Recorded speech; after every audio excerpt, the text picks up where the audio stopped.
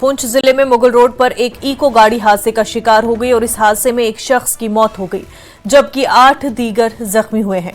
जख्मी अफराद को सुरनकोट सब डिस्ट्रिक्ट अस्पताल मुंतकिल किया गया। मालूमात के मुताबिक हादसे के वक्त इको गाड़ी को उस वक्त हादसा पेश आया जब तहसील सुरनकोट में मुगल रोड पर पोशाना और चंदीमाड़ा के दरमियान गाड़ियों का काफिला एक सियासी जमात की रैली में शिरकत के लिए जा रहा था कि अचानक इको कार उलट गई। इसकी वजह से एक नौजवान की मौके पर ही मौत हो गई।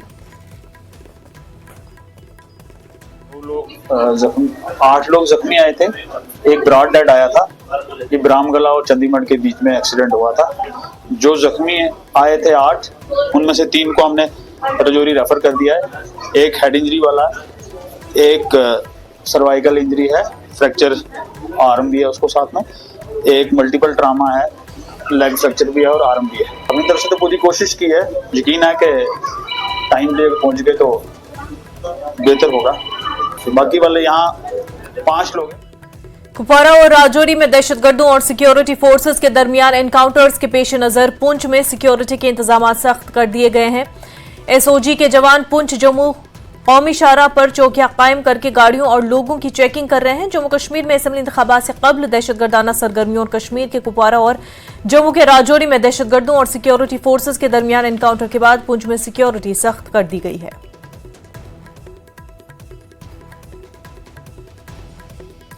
जम्मू कश्मीर बीजेपी ने असेंबली इंतखाबात के पेश नजर मीडिया वॉर रूम कायम किया है। ये वॉर रूम तमाम सहूलियात जैसे वाईफाई, कंप्यूटर और दीगर मुतल्लिका सहूलियात से लैस है और इस वॉर रूम में प्रेस कॉन्फ्रेंस के लिए एक बड़ा हॉल है और तमाम बीजेपी लीडर इस वॉर रूम में मीडिया वालों से बातचीत के लिए दस्तयाब रहेंगे। वॉर रूम में पीएम और दीगर सीनियर लीडरों के कटआउट और बैनर्स लगे हुए हैं। मरकजी वजीर जी किशन रेड्डी, डॉक्टर जितेंद्र सिंह, तरुण चुग और दीगर ने इस वॉर रूम का इफ्तिताह किया।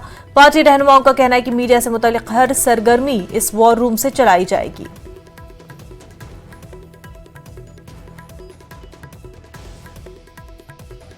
आगामी असेंबली इलेक्शंस को देखते हुए बीजेपी ने जम्मू में मीडिया वॉर सेंटर शुरू किया है।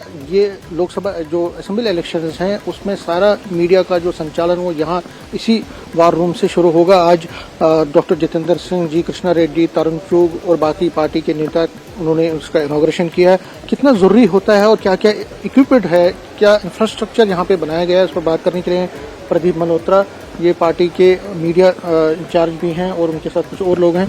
आप ये मैं पहले समझना चाहता हूँ, ये जो आपने वॉर रूम बनाया है ये इसमें क्या क्या फैसिलिटीज हैं, क्या क्या चीज़ यहाँ से संचालित हो रही है और कितना ज़रूरी है ये असेंबली इलेक्शंस के लिए? देखिए, ऐसा है कि भारतीय जनता पार्टी एक ऐसी पार्टी है जो पूरी संजीदा होकर इस डेमोक्रेसी को सशक्त रखने में विश्वास रखती है।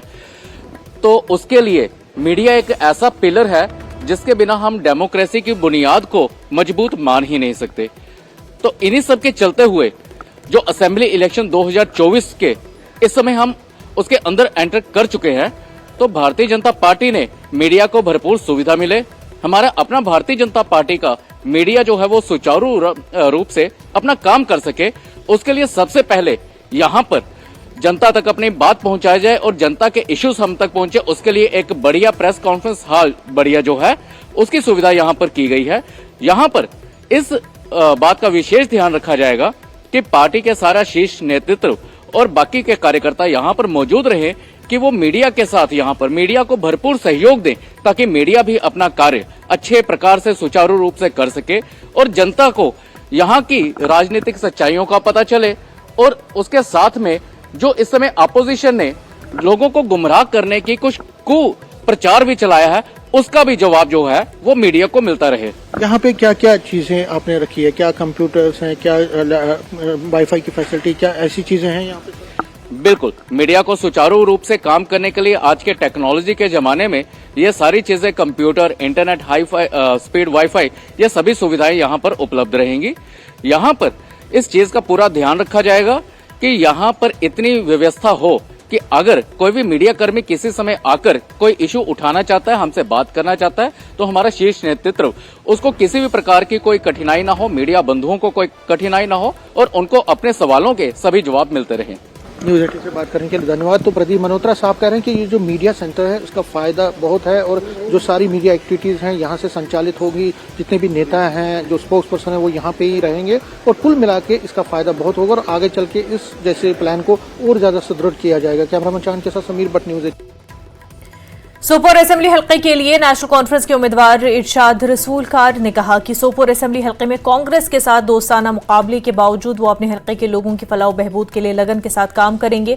उन्होंने कहा कि सोपोर को तमाम तरक्याती महाजों में नजरअंदाज किया गया है और अगर वो जीत गए तो तमाम मसाइल को मुकर्ररा मुद्दत में हल किया जाएगा। कार सोपोर में वर्कर्स कन्वेंशन से खिताब के बाद मीडिया से बात कर रहे थे। हमारे साथ बात करने के लिए हैं इरशाद रसूल कार साहब, जो नेशनल कॉन्फ्रेंस से नामजद उम्मीदवार हैं सोपोर कॉन्स्टिट्यूंसी के लिए। उनसे हम बात करेंगे क्योंकि यहाँ पे फ्रेंडली कंटेस्ट रखा गया है, नेशनल कॉन्फ्रेंस और कांग्रेस के उम्मीदवार दोनों मैदान में हैं। इन्हीं से हम बात करेंगे कि क्या लगता है इनको आइंदा इनका लाहेअमल क्या होगा। जी इरशाद साहब, ये बताएं कि चूँकि फ्रेंडली कॉन्टेस्ट है यहाँ पे, तो क्या लगता है आपको आगे जो तैयारियाँ हैं कैसी चल रही है? कि फ्रेंडली कॉन्टेस्ट है तो हम कैंडिडेट्स आपस में एक दूसरे के खिलाफ नहीं बोलेंगे या हम अपने लोगों के पास अपनी अपनी पॉलिसी के लिए जाएंगे। फ्रेंडली इन द मीन्स दो लाइक माइंडेड पार्टी है जो इलेक्शन से पहले या इलेक्शन के बाद में अपने विनेबिलिटी या अपनी बेटर पॉलिसीज़ को बेटर तरीके से इम्प्लीमेंट करने के लिए लोगों के पास जाने की कुछ कहीं बात बनती है कहीं नहीं बनती है। यहाँ सोपोर में बात नहीं बनी है, दैट्स वाई इट्स फ्रेंडली। बाकी ये सोचना कि मैं हाजी साहब के खिलाफ नहीं बोलूँगा, हाजी साहब मेरे खिलाफ नहीं बोलेंगे, ऐसा कुछ नहीं है। मैं बिल्कुल पूरी ज़ोर शोर से अपने हमारे पार्टी वर्कर्स भी तैयार है अपना एजेंडा अपनी पॉलिसीज लेके। तो सोपोर की लोगों की कई सालों से ये शिकायत रही है कि सोपोर को इग्नोर किया गया है। आप क्या समझते हैं किन किन मैदानों में सोपोर को, किन किन डेवलपमेंटल एस्पेक्ट्स में सोपोर को इग्नोर किया गया, और आप क्या समझते हैं कि क्या क्या ज़रूरी करना है सोपोर के लिए? हमारी सबसे पहले प्रायोरिटाइजेशन है कि सोपोर में हमारा पीने के पानी का, हेल्थ सेक्टर का, एजुकेशन सेटअप को दुरुस्त करने की ज़रूरत है। सबसे ज़्यादा ज़रूरी है जो हमारी ट्रेड कम्युनिटी, जो हमारा बिजनेस लॉस हो रहा है, सबसे ज़्यादा स्टेट में रेवेन्यू देने वाला कॉन्स्टिट्यूंसी सोपोर कॉन्स्टिट्यूंसी, और रिटर्न में हमें हमारे ट्रेडर को, हमारी फ्रूट इंडस्ट्री को, हमारी हॉर्टिकल्चर इंडस्ट्री को कुछ भी नहीं मिलता।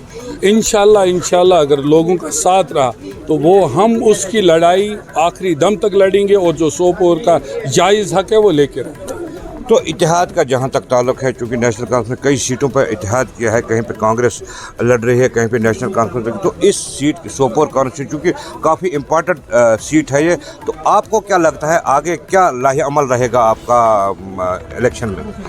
अपनी पॉलिसी, अपनी पार्टी का एजेंडा लेके लोगों के पास जाएंगे। मुझे लगता है कि हमारा एजेंडा सबसे बेहतरीन एजेंडा है, लोग पीपल्स फ्रेंडली एजेंडा है, लोगों की भलाई का एजेंडा है, लोगों की इक्तिसादी गारंटी का एजेंडा है, लोगों की आईनी गारंटी का एजेंडा है। मुझे लगता है कि लोग अपना वोट हमारे हक में देंगे। तो नाज़रीन, जैसे इरशाद रसूल कार साहब जिनका यही कहना था कि वो मैदान में आ चुके हैं, हालांकि फ्रेंडली कंटेस्ट रखा गया है यहाँ पे, लेकिन उनका यही कहना है कि वो अपनी पॉलिसीज़ को, जो नेशनल कॉन्फ्रेंस की पॉलिसीज़ हैं, उनको लेके लोगों के पास जाएंगे और कामयाब होकर यहाँ से निकलेंगे। न्यूज़ 18 जम्मू कश्मीर के लिए बारामूला से मैं सज्जाद हुसैन। साबिक member assembly Tral doctor Ghulam Nabi Bhatt Tral हल्के इंतखाब से बतौर आज़ाद उम्मीदवार चुनाव लड़ रहे हैं और उनकी रिहाइशगाह पर एक वर्कर्स मीटिंग मुनक्किद हुई। कबाली तबके से जाकिर हुसैन, जो कि बीजेपी के कबाली मोर्चे के जिला सेक्रेटरी थे, उन्होंने भट्ट को हिमायत का ऐलान किया। भट्ट ने कहा कि वो पूरे दमखम के साथ इलेक्शन लड़ेंगे और जीत हासिल करेंगे। जाकिर है, ये जनरल सेक्रेटरी है बीजेपी के एसटी मोर्चे के, आज इनको हमने ज्वाइन करवाया अपने साथ। देखिए एक चीज है, मुझे इलेक्शन लड़ने की जरूरत नहीं थी। मैंने उमर साहब से वादा किया था स्टेज पे, उमर साहब इस टाइम हम पूरा कश्मीर एक ही काज के लिए लड़ रहे हैं। जो हमारे कश्मीर की बर्बादी हुई ये पीडीपी ने की है, तो हम पीडीपी और बीजेपी मिल के लड़ रहे थे उनके साथ। मैंने बोला अगर उसके लिए मेरा मैंडेट कुर्बान भी होगा, आप दूसरे किसी नेशनली को दोगे तो दे देना। हमने कितनी कुर्बानियां दी है, कुर्बानियां छोड़ो, चलो फादर 2 ब्रदर दिए, मैं डॉक्टर था, अच्छा खासा था। उस टाइम नेशनल वालों ने बुला के मुझे छुड़वाया, बोला रिजाइन करो। मैंने रिजाइन किया, इलेक्शन लड़वाया। इलेक्शन साउथ में मैंने और महबूब बेग ने जीता था और किसी ने नहीं जीता। फिर जब इलेक्शन हुए महबूब बेग को मैंडेट दिया, मुझे नहीं दिया। उस टाइम भी मुझे इग्नोर किया गया। शराफत ही तो कितनी शराफत। अब देखो ये टाइम आया था, इस टाइम भी यही किया इन्होंने, लेकिन इंशाल्लाह हम ईद का जवाब मेंढर हल्के से पीडीपी उम्मीदवार एडवोकेट मारूफ खान ने कहा कि पार्टी की तरफ से टिकट मिलने पर वो बेहद खुश हैं। उन्होंने कहा कि वो पार्टी को जिताने और मजबूत करने के लिए सख्त मेहनत करेंगे। उन्होंने टिकट न मिलने पर नाराज अफराद से अपील की कि वो पार्टी छोड़ने के अपने फैसले पर नजरसानी करें। मैं पार्टी की क़यादत का शुक्रगुजार हूं और परवरदिगार से दुआगो हूं कि उन्होंने जो भरोसा जताया है, परवरदिगार हमें उस भरोसे को कायम रखने और उस पर उतरने की तौफीक दे। अब जमात ने एक फैसला किया, मैंने तो हर मौके पर हर मोड़ पर अपने लीडर को यही कहा, आप जो फैसला करेंगे मैं उस फैसले के साथ रहूँगा। तो उन्हें भी इस फैसले का एहतराम करना चाहिए। जज्बात में, गुस्से में जो फैसले होते हैं अक्सर वो गलत होते हैं। मुझे उम्मीद है मेरे वो अजीज़ भाई जो हैं वो आपने इन फैसलों पर गौर करेंगे। वक्त हो गया एक छोटे से ब्रेक का, जल्द होंगे हाजिर।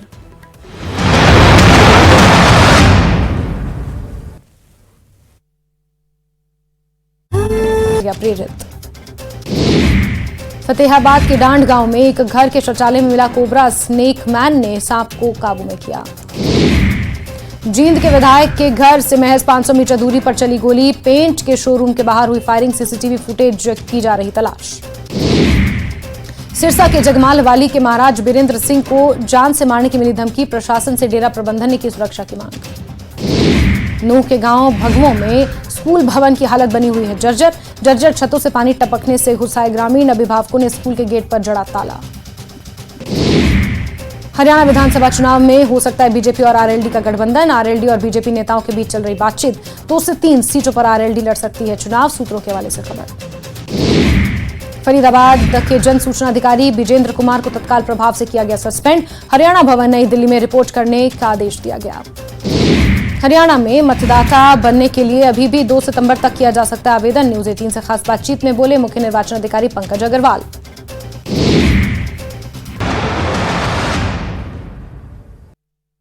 आपका खैर मकदम। डोडा ईस्ट हल्के से बीजेपी उम्मीदवार गजय सिंह राणा के खिलाफ chief election commissioner election commission of India को तहरीरी शिकायत दर्ज कराई गई।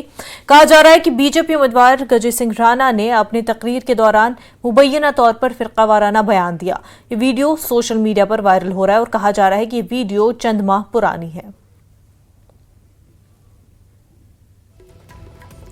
कॉन्फ्रेंस हॉल बांडीपुरा में पिंक पोलिंग स्टेशन के लिए तैनात खवातीन अमले को चुनाव के हवाले से जरूरी तरबियत फराहम की गई। तरबियती प्रोग्राम के दौरान नोडल अफसर बराए training women power doctor GM Buchoo और CEO Bandipora district level master trainer Mohammad Iqbal मौजूद रहे। तरबियती प्रोग्राम के दौरान बताया गया कि बांडीपुरा के 3 असेंबली हलकों में हर एक हलके में एक पिंक पोलिंग स्टेशन कायम किया जाएगा। आपको भी पता है कि पिछला जो हमने पार्लियामेंट्री इलेक्शन किया है उसमें भी हमारे पास ये गाइडलाइंस थी कि पिंक पोलिंग स्टेशन का इनकार होना चाहिए और बड़े आसान तरीके से हमने पिछले इलेक्शन में पिंक पोलिंग स्टेशन का अहतमाम किया डिफरेंट इंस्टीट्यूशनों में। तो इस बार भी जो हमारा डिस्ट्रिक्ट असेंबली के इलेक्शन हो रहे हैं जो हमारे डिस्ट्रिक्ट में नॉर्थ में 1 अक्टूबर को हो रहे हैं, तो इनके लिए हमने 3 कॉन्स्टिट्यूंसी 14 सोनावाड़ी में हायर सेकेंडरी स्कूल हाजन में पिंक पोलिंग स्टेशन रखा है और 15 बांडीपुरा में गर्ल्स हायर सेकेंडरी में रखा है। इसके अलावा जो हमारा गुरेज मेंढर में असेंबली इंतखाबात का नोटिफिकेशन जारी हो गया है और नोटिफिकेशन जारी होने के साथ ही उम्मीदवारों की नामजदगी का अमल शुरू हो गया है। सेकंड फेज का इलेक्शन शुरू हो गया, उसका प्रोसेस शुरू हो गया। आज से नॉमिनेशन के नोटिस फॉर्म वगैरह निकल गए। यहाँ पे फॉर्म 1 और से रूल 3 के नोटिस निकल गया है जिसमें नॉमिनेशन आज से शुरू होगा 29 से। लास्ट डेट रहेगी नॉमिनेशन की 5 सितंबर। स्क्रूटनी होगी उसकी नेक्स्ट डे 6 सितंबर को। कैंडिडेचर विड्रॉवल होगा 9 सितंबर को और डेट ऑफ इलेक्शन जो है 25 सितंबर है। तो उस सिलसिले में आज हमने नोटिस इशू कर दी। जम्मू कश्मीर बटवाल बिरादरी के लोगों की जानिब से एक प्रेस कॉन्फ्रेंस का इनेकाद किया गया और तमाम सियासी जमातों को वार्निंग दी गई कि अगर उनकी बिरादरी को नजरअंदाज किया गया तो बिरादरी तमाम सियासी जमातों का बाइकआउट करेगी और आजाद उम्मीदवारों को मैदान में उतारेगी। बिरादरी आरएस पूरा हल्के के गांव कोटली मियां फतेह में जम्मू कश्मीर बटवाल वेलफेयर एसोसिएशन के सदर प्रीति सिंह की सदारत में मुनक्किदा मीटिंग के दौरान मुख्तलिफ हल्कों के अलावा सांबा और कठुआ में कम्युनिटी के लोगों ने शिरकत की। प्रेस वार्ता का यह मुद्दा था कि मेरा समाज, हमारी कम्युनिटी बटवाल बिरादरी पर्टिकुलरली जो पिछले 75 सालों से कॉन्स्टिट्यूशन लागू हुआ है तब से हमारी बिरादरी को इस्तेमाल किया जा रहा है पॉलिटिकल पार्टी की तरफ से, चाहे वो नेशनल पार्टियां हो या वो रीजनल पार्टियां हमारी हो, सब इस्तेमाल किया जा रहा है। हम ये कहना चाहते हैं पॉलिटिकल पार्टियों से कि हमारी कम्युनिटी को हमारा हक दिया जाए। हम अपना हक मांग रहे हैं। हमने पूरी उम्र 75 साल हमारे पूर्वज भी गुजर गए हैं, इनके पीछे तालियां बजाते और नारे लगाते और हमारे लोगों को इस्तेमाल किया गया कि आप 20 गाड़ियां भर के लाओ, आप 15 गाड़ियां भर के लाओ, लेकिन किसी ने हमें हमारा हक नहीं दिया। असेंबली इंतखाबात से कबल कांग्रेस पार्टी ने सोनवारी हल्के के इंचार्ज गुलाम मोहम्मद डार ने अपने पार्टी कारकुनों के साथ कांग्रेस से इस्तीफा दे दिया। नाइद खाई में अपनी रिहाइशगाह पर होने वाली मीटिंग में जीएम डार ने पार्टी की बुनियादी रुकनियत छोड़ने का ऐलान किया। डिस्ट्रिक्ट की कांग्रेस पार्टी पन नजर तराज डार सब कमजोर, डार सब कमजोर कि अम चीज गरीब छुस बह, शक कहीं, मगर बहादुर छुस कम कह, बहादुर छुस बह सही, ईमान कमजोरी कह। पार्टीज में चैलेंज दिवान कांग्रेस पार्टी अम चीज कि यमो गद्दारी आज तान कर, यमो वकार रसूल वानी साहब स्टेट प्रेसिडेंट, वनकस लब्बैक कर वकार रसूल वानी साहबस। नेशनल कॉन्फ्रेंस की जानिब से डोडा में वर्कर्स मीटिंग का इनेकाद किया गया। सीनियर नायब सदर एनसी जम्मू खालिद नजीब सहरवर्दी, सीनियर नायब सदर जोन चिनाब जलाल अहमद काजी और जिला सदर जफरुल्लाह राथर की क़यादत में मीटिंग मुनक़िद हुई और सैकड़ों लोगों ने नेशनल कॉन्फ्रेंस में शमूलियत इख्तियार की। खालिद नजीब का कहना है कि कुछ सियासी रहनुमाओं को आवाम से कोई हमदर्दी नहीं है, लेकिन ये सियासी रहनुमा अपने ठेके बचाने के लिए इलेक्शन लड़ते हैं। उन्होंने कहा कि आज की लड़ाई नेशनल कॉन्फ्रेंस की नहीं, पूरे जम्मू कश्मीर के लोगों की है। बहुत बिल्कुल हो रही है, उम्मीद है कि इससे ज़्यादा हो जाएगी आने वाले दिनों में, क्योंकि लोग सबको जानते हैं, सबसे उनका तजर्बा, लोगों को उनका तजर्बा भी है, वो सब जानते हैं कहाँ क्या होता है। आज भी आपने देखा होगा कि सिर्फ ज़्यादातर इसमें जो ज्वाइनिंग हुए वो नौजवान तबका है, इससे पहले भी ज्वाइनिंग हुई तो वो सारे नौजवान तबका है। अगर नौजवानों में शऊर आ चुका है कि अब वक्त क्या है, वक्त का तकाजा क्या है, वक्त की पुकार क्या है, 2019 में हमारे साथ क्या हुआ है, तो उसमें सबसे ज़्यादा जो असर पड़ेगा हमारी नौजवान नस्ल पर पड़ेगा, रियासत जम्मू कश्मीर के बसने वाले हर इंसान पर पड़ेगा, लेकिन खुसूसन नौजवान नस्ल पर पड़ेगा। असेंबली इंतखाबात के हवाले से जिला इंतजामिया सांबा ने जिले की तीनों असेंबलियों में 366 पोलिंग स्टेशन बनाए हैं और इंतखाबात की तैयारियों को हतमी शक्ल दी जा रही है। जिला इलेक्शन ऑफिसर ने कहा कि खवातीन के लिए मजीद मॉडल पोलिंग स्टेशन बनाए जाएंगे। 366 पोलिंग स्टेशन हैं और इसमें जो रामगढ़ कॉन्स्टिट्यूंसी है उसमें ज़्यादा बॉर्डर एरियाज़ हैं, बॉर्डर पोलिंग बूथ हैं और क्रिटिकल स्टेशन हमने आइडेंटिफाई किए हैं 71 तीनों असेंबली कॉन्स्टिट्यूंसीज़ में, जो हमें लगता है कि ये थोड़ा सा बॉर्डर के करीब हैं। तो उसके लिए जो नॉर्मल तैयारी जो बाकी पोलिंग बूथ्स में है उसके साथ, उसके अलावा हमने ये किया है कि मैं खुद भी पर्सनली काफ़ी सारे पोलिंग स्टेशन पे गया हूँ और आगे वाले दिनों में भी जाऊँगा, ताकि फ़र्स्ट हैंड जायज़ा लिया जाए। और उसमें पुलिस को भी हमने, पुलिस की और एडमिनिस्ट्रेशन की इकट्ठी विज़िट थी, एसएसपी सांबा वाज देयर। तो इन ख़ास करके जो ये वाले पोलिंग स्टेशन हैं, क्योंकि उसके लिए हमने एक कंटिजेंसी प्लान भी रखते हैं कि भाई अगर कोई प्रॉब्लम लास्ट मोमेंट पे आ जाए तो उसके लिए भी हम तैयार हैं। लेकिन वोटर्स को हम यही रिक्वेस्ट करेंगे कि वो चाहे पोलिंग स्टेशन कहीं भी है वो बढ़ चढ़ के इसमें हिस्सा लें। एडमिनिस्ट्रेशन की पूरी तैयारियां हैं और ये निडर होके, ये होता ना कि कहीं बॉर्डर के करीब हैं तो हम थोड़ा सा सिक्योरिटी कंसर्न है, ऐसा बिल्कुल नहीं है। सारी सिक्योरिटी एजेंसीज बहुत एक्टिव हैं और हमने जॉइंट भी उनकी मीटिंग भी ली है मैंने एक बार, और फिर आगे भी उनके साथ रिव्यू करते रहेंगे सिचुएशन। वोटर्स को मैं यही कहूँगा कि आएँ 1 तारीख को सांबा में तीनों कॉन्स्टिट्यूंसीज को इकट्ठे वोटिंग है, तो उस दिन आके अपना जो उनका हक है वोटिंग का, तो उसको अपना हक जो है अपना करें, ड्यूटी भी है उनकी, वोट डालें उसे। जिले का दर्जा देने की मांग को लेकर लद्दाख के सब डिवीजन संकू में मुकम्मल बंद है और सब डिवीजन संकू से पारकाचक तक मुकम्मल बंद देखा गया और लोगों का इल्जाम है कि जिले का दर्जा देने के मामले पर सूरू वैली संकू को वजारत दाखिला ने नजरअंदाज किया है। आज हमारा सूरू वैली जो ख़ास करते इसरो हेडक्वार्टर पे आप तशरीफ़ लाए, मैं बहैसियत एक्स काउंसलर और आपका बहुत बहुत शुक्रिया अदा करता हूँ। ऑलरेडी आप लोगों को पता है क्योंकि कुछ दिन पहले जो है MHA से प्राइम मिनिस्टर के ऑफिस से कुछ ट्वीट हुआ, क्योंकि जितने भी डिस्ट्रिक्ट लद्दाख में दिए गए हैं उनको लेके ये मुबारकबादी पेश कर रहे हैं हर एक अपने अपनी जगह पे। तो इसी को लेके आज हमारा सब डिवीज़न सांगू को डिस्ट्रिक्ट स्टेटस को लेके हमने कुछ दिन पहले नॉर्मली हम लेफ्टिनेंट गवर्नर जनाब BD मिश्रा साहब से भी हमने एक्स काउंसलर्स के थ्रू एक मेमोरेंडम पेश किए थे। उसी को लेके कल हम पूरा ओवरऑल यानी हमारा जो सूरू वैली जो है जहाँ से मंजी से स्टार्ट होता है यहाँ से रंगदुग तक का पूरा पब्लिक को जमा किया गया। उसमें हमने ये फैसला लिया गया था कि कल हम थोड़ी नॉर्मल सी जो है पीसफुल हम प्रोटेस्ट हम करेंगे डिस्ट्रिक्ट स्टेटस को लेके, जो सांगू का हर वक्त डिमांड रहा है, हम हर वक्त डिमांड करते आए हैं।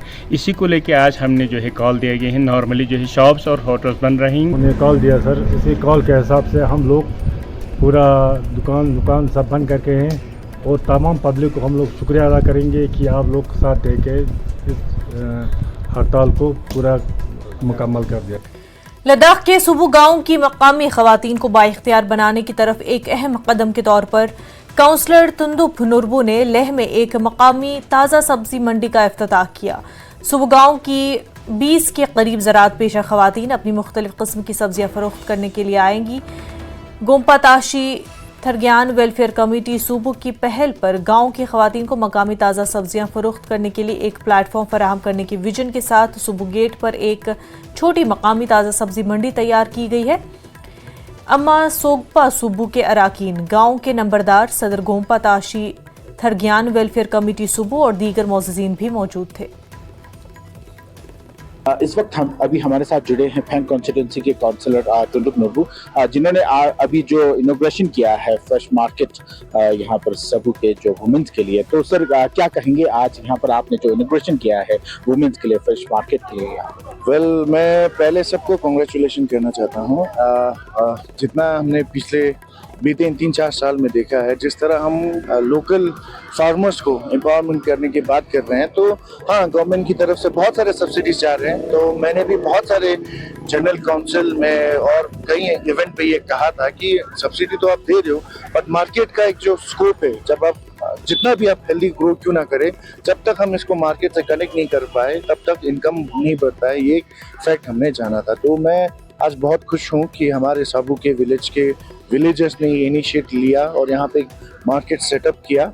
और मैं इस मौके पे लद्दाख के लोगों से ये निवेदन करना चाहता हूँ कि आप जब ये हाईवे के सामने ही है, जब आप घर जा रहे हो तो इन लोकल मार्केट्स को थोड़ा सा एम्पावर करें। यहाँ से सब्जियाँ खरीद के जाए, फ्रेश भी है, लोकल भी है और हाईली न्यूट्रिशियस है। बाहर के केमिकलों से क्या कहते हैं, बाहर की जो सब्जी आते हैं जहाँ पे केमिकल ज़्यादा इन्वॉल्व होता है, एटलीस्ट उनमें इन सब्जियों में वो नहीं है। सो ये हेल्दी भी है और आपका पैसा लोकल फॉर वोकल करके हमारे लोकल फार्मर्स को एम्पावरमेंट करने के बहुत मदद मिलेगी।